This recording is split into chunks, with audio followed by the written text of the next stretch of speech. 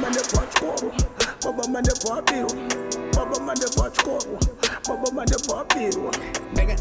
Iwe, bhadhara mari yangu. Ndakakudza kuti usaite zvemafanisi neni.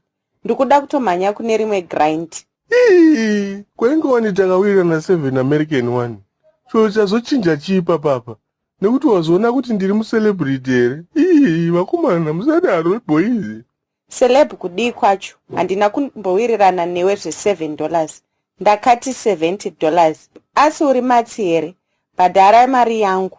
7 Americano inowanika kupi? Munyika ino ine zviri kuitika izvi. Usandidaro wangu. Hauninzwirawo tsitsi here? Ndokudzura rasta iro ndakanotengesa wanzwa. Unza mari yangu nai. Ndokuimbira here song yangu chidzoka. Chidzoka. Ndingatokupa 10 zigi ndoyatosara mumwe. Iyo mfana tundembo chekwa chakuri kunesa nemuni papapa.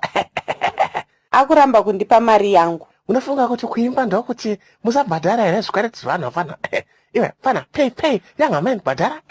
Faster apa. Baba. Handisina cash baba. Asi dai nhasi yange isiri holiday. Bimu yandibhadharira chibaba.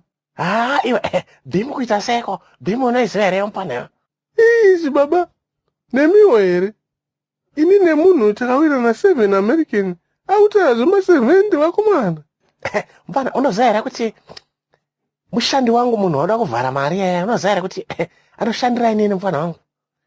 Wala ramba uchinetsa mfana wangu ndakuzokushementa. Kushementa mfana wangu shementology. Mira one mfana wangu. Iwe. Alright, wana iwe. Yowe. Wakufela say young man. Wakufela say young man.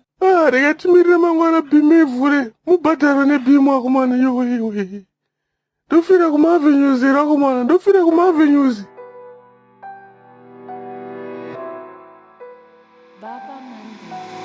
Baba mande pachkoro, baba mande papiro, baba mande pachkoro.